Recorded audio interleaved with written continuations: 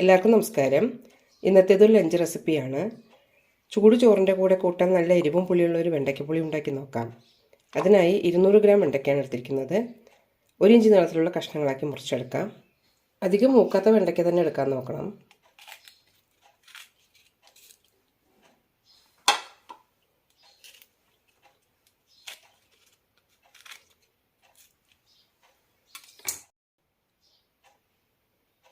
ഇനി ഇത് നന്നായി വറുത്തെടുക്കാം. 2 ടേബിൾ സ്പൂൺ എണ്ണ ഒഴിക്കാം.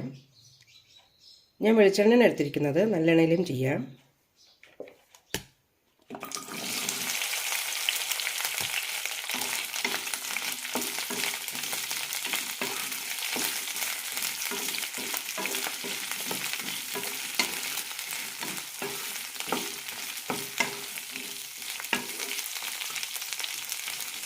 വെണ്ടയ്ക്ക് നന്നായി വാടി കിട്ടണം.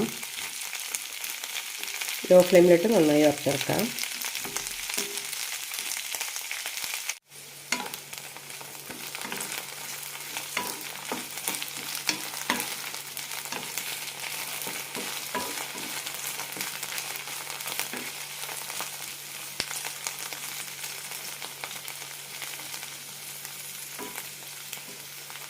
നന്നായി പരത്തിയിട്ട് കൊടുക്കാം.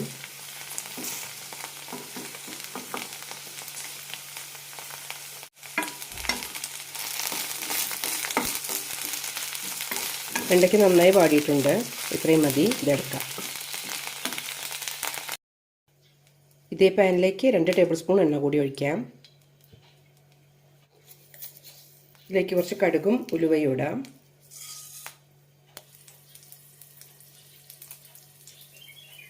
കടുക് പൊട്ടാൻ തുടങ്ങുമ്പോൾ ഉലുവ ഇട്ടാൽ മതി.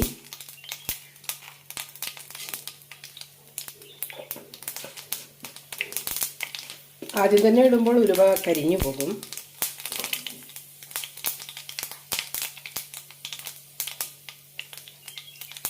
ഇനി ഇതിലേക്ക് കുറച്ച് ചെറിയ ഉള്ളി അരിഞ്ഞത് ഏകദേശം 10 എടുത്തിട്ടുണ്ട്. കൂടെ തന്നെ സവാള അരിഞ്ഞത്, പച്ചമുളക്, കറിവേപ്പില നന്നായി വഴറ്റാം.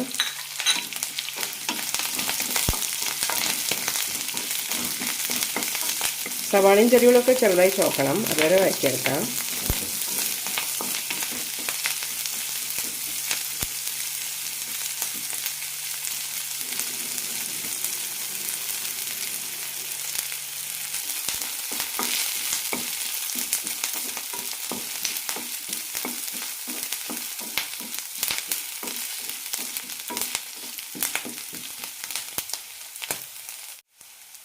ഇതിലേക്ക് 2 വെളുത്തുള്ളി ചെറുതായി അരിഞ്ഞിടാം.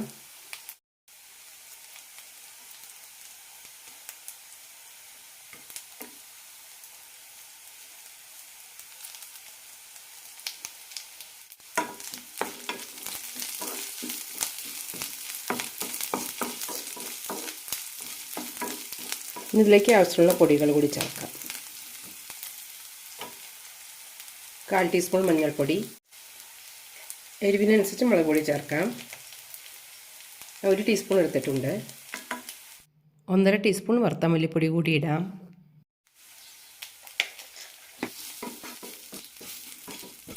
നന്നായി മിക്സ് ചെയ്യാം. മസാലയുടെ പച്ചമുളകൊക്കെ പോയിട്ടുണ്ട്. ഇനി ഇതിലേക്ക് പുളി ഒഴിക്കാം. കൂടെ തന്നെ വെണ്ടയ്ക്കയും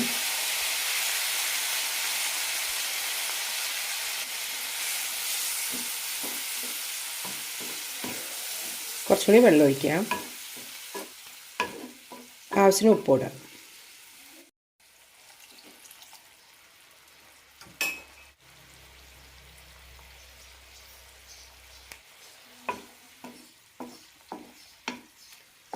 നന്നായി മിക്സ് ചെയ്ത് 10 മിനിറ്റ് അടച്ചു വെച്ച് വേവിക്കാം.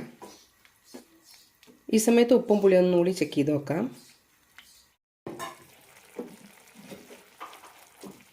ഇടയ്ക്കൊന്ന് ഇളക്കാം.